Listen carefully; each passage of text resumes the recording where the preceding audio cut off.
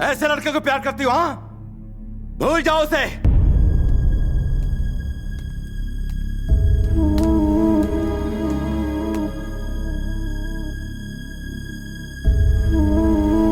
आओ, मर्द बनता है तू? हाँ, माचो मैन। तुझे मर्दानगी दिखाने को मेरा ही गांव मिला था। 25 साल पुरानी दुश्मनी को चुटकी में बदलेगा, इतना महान है तू?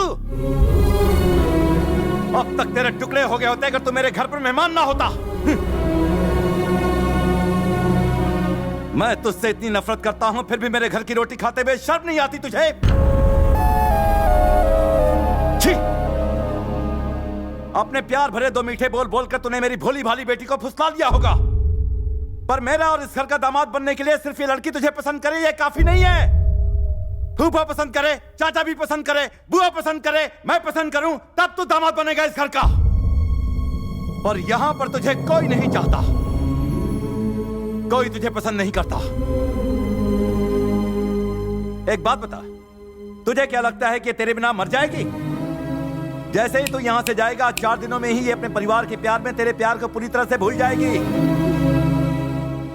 कान खोल के सुन, मैं यहाँ के गांव का, घर का, सबका मुखिया हूँ। इस घर का दामाद और मेरा उत्तराधिकारी वो होगा जो मेरी शान को बरकरार रखेगा, ना कि तेरे जैसा घटिया चालाक। भानु, अब बस करो। ये गांव क्या सोचता, तुम उसकी बात करते हो, पर इस घर के बारे में कभी सोचा? तुमने दुश्मनी की बात की और हमने इसे अपने सर आंखों पर रखा।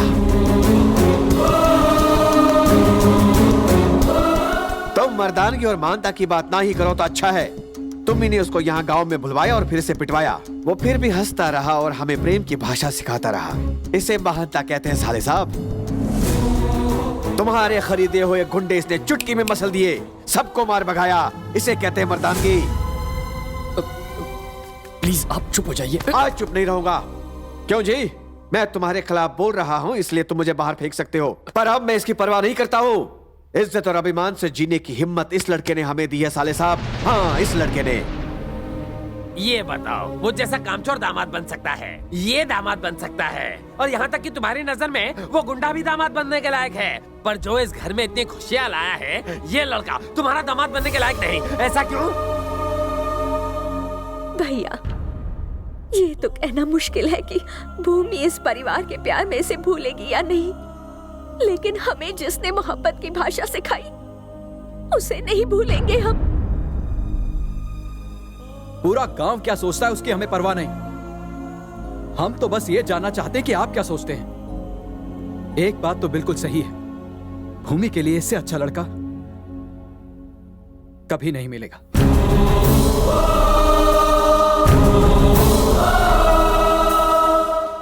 सर, अब आप इन लोगों की बातें मत सुनिए। ये लोग तो मेरी मीठी मीठी बातों के जाल में फंस कर आज तक मैं सोचता था कि ये प्यार और अपनेपन की वजह से मेरी इज्जत करते हैं,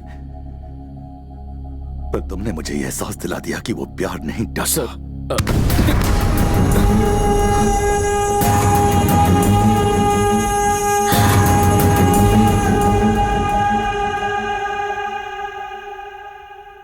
मैं सिर्फ नफरत की भाषा बोलता रहा, इस डर से कि कहीं इसे प्यार न कर बैठूं।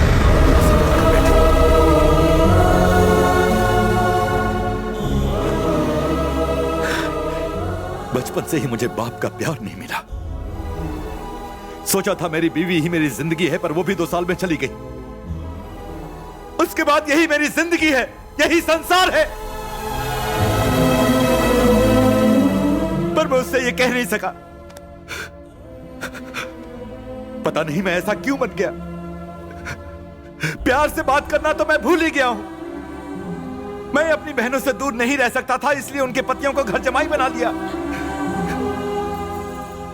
जब पता चला ये तुमसे प्यार करती है तो मुझे लगा कि मेरा संसार टूटकर बिखर जाएगा।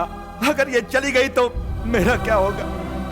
उसे यहां रखने का स्वार्थ था जो मैंने उसकी शादी अपने गांव वाले से तय कर दी। इसीलिए मैंने तुम्हें बुलाया था।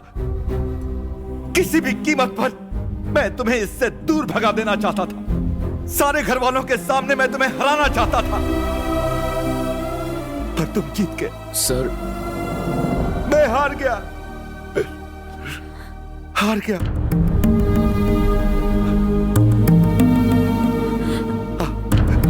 इधर आ, इधर आ। मैंने तो इसके बॉयफ्रेंड को बुलाया था, पर ये तो इस घर का दामाद ले आई।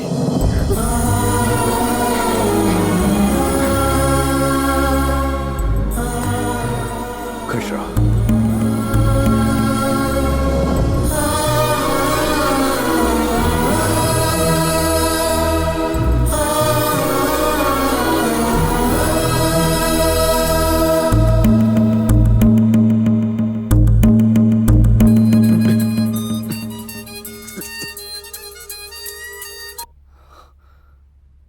Indu, Krish, I love you.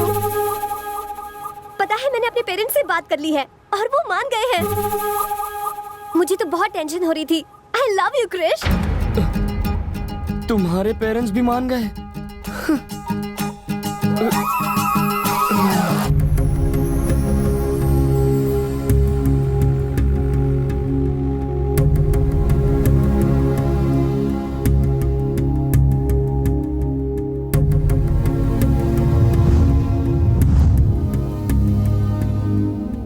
Krrish, तुम चले जाओ।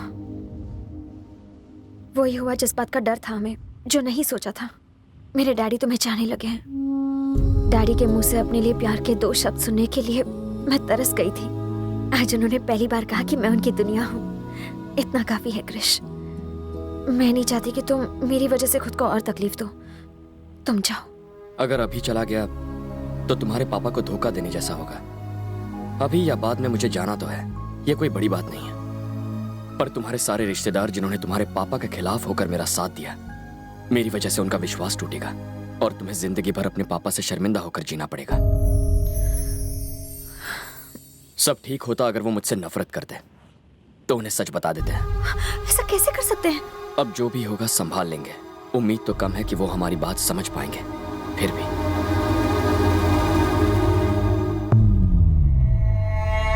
पहली बार मैं अपना वादा नहीं निभा पा रहा हूं। मैं फंस गया।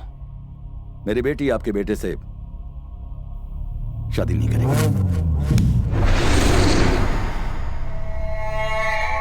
लेकिन तुमने तो मुझे जबान दी थी। अपना किया हुआ वादा तुम कैसे भूल गए भानु? जब वादा किया था तब बात कुछ और थी, अब बात कुछ और है। उम्मीद है कि आप मेरी मजबूरी को समझेंगे।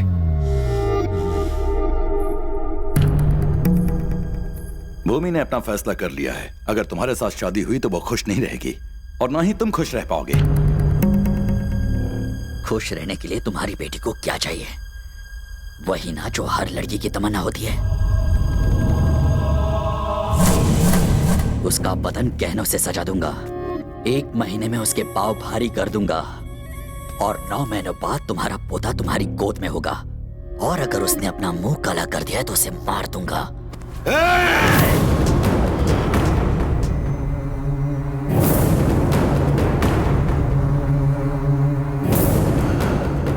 अपने दिमाग से यह ख्याल निकाल दे कि मैं तेरी इज्जत करता हूँ। मैंने उसे बचपन से चाहा है। मैं उसे किसी और की बाहों में नहीं देख सकता। साले तूने ये सोच भी कैसे लिया कि तू मुझे इनकार कर देगा और मैं चुपचाप यहाँ से चला जाऊंगा?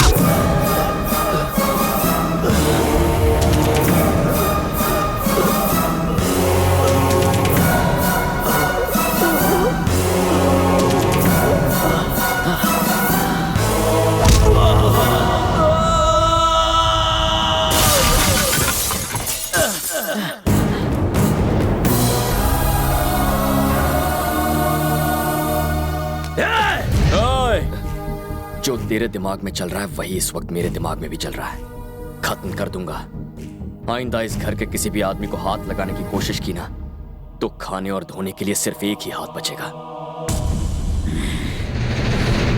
सुन, तेरे बेटे ने मेरे गिरेबान में हाथ डाला, फिर भी तू देखता रहा। अब समझा, जो मेरे अपने थे वो तो पराये निकले और जो पराया था वो मेरा अपना निकला। अब तक तुम सोचते थे कि तुम्हारा बेटा मेरी जायदाद का वारिस बनेगा, तो अब तुम सुन लो, आज से ये लड़का मेरा वारिस होगा। ये मेरा दामाद होगा।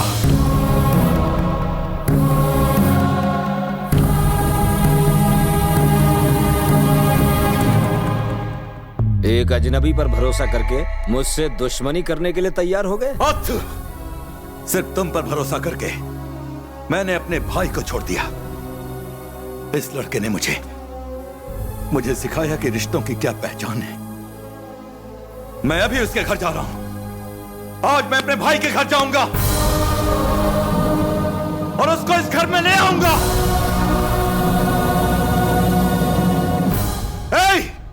गाड़ियां निकालो। अच्छा।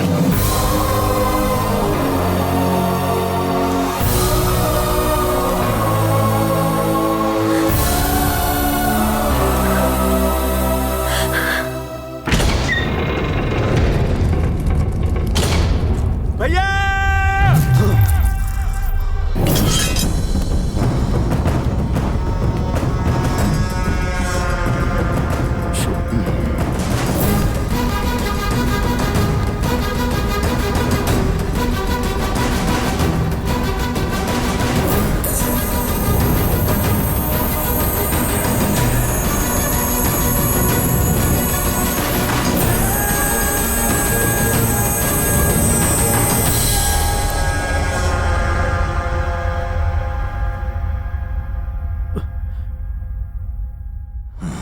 तुम्हारे सामने कोई मुखिया नहीं, तुम्हारा बड़ा भाई खड़ा है।